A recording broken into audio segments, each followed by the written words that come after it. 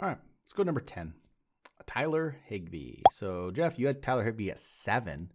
I had him at 15. So, some of the comment, there wasn't a lot. So, the Fair Catch Kick podcast did say, I'm with Jeff on Higbee. 4 out of his last 5 games were over 100 yards receiving. After beating out Everett, Higbee was the tight end number 1. Which I will correct you on one thing here. He didn't beat out Gerald Everett. Gerald Everett was hurt. Yeah.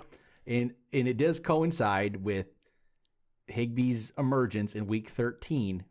Gerald Everett was not on the field. That's where this happened. Gerald Everett wasn't great, but he had a couple decent games too. He had a 7 for 136. He had an 8 for 68. It's not okay. I know it's not a lot. I think I'm just not in love with Tyler Higbee.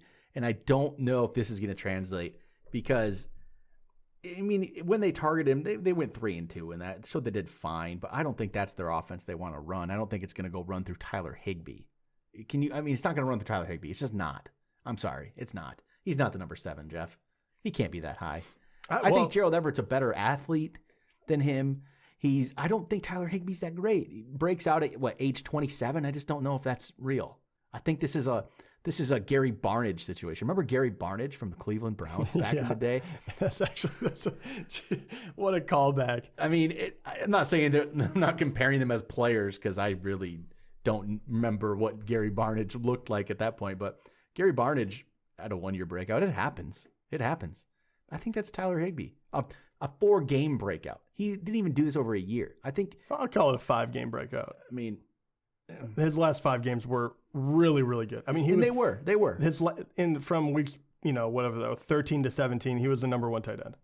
And yeah, is part of that, is he going to finish that way? No. And that's why I have him at 7th. Also, he seems like he's pretty darn durable.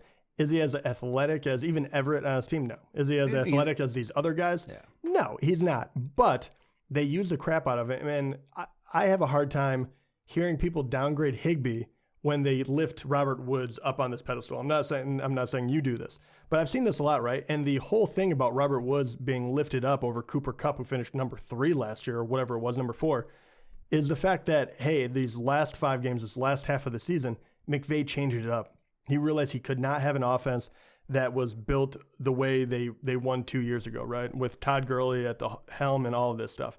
So they started throwing all these little passes to Higbee. He was big, tough. He could get down the field. He was pretty good after the catch. He's not the fastest guy, but he's not. No, he's not. But he did really well when they did that. He only ran a 4.8, 40. But if you have a 2 tight end set, which a lot of people, they could do Everett, they could do Higbee, and then you have Kupp and Woods on the outside.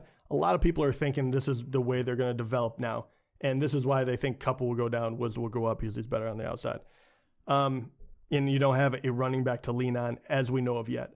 So until something changes, I think that Higbee is a very safe option, and that's why he comes here, because after this, we don't really know. If you wanted to draft a young up-and-comer, I'm sure we'll get to one really quickly. If you want to pick Jaceki or something like that, I would get it if you want to do that instead of paying a little extra for Higbee. But I still think that Higbee is the guy. And if you just look at the numbers, he was getting a good amount of targets beforehand. But the last 5 games, I'll just do week 10 on, right, or week 12 on. It'll make it easier to understand. But he had 6 targets, 8, then 11, 14, 11, 12. And he turned, in the last 5 games, he had 107, 116, 111, 104, 84 yards, 2 touchdowns in there. The way they used him is what I really, really wanted to grasp. And Goff needs people. You don't have Brandon Cooks anymore, which caught a lot of balls. You don't have Gurley anymore you can lean on. What is their identity going to be?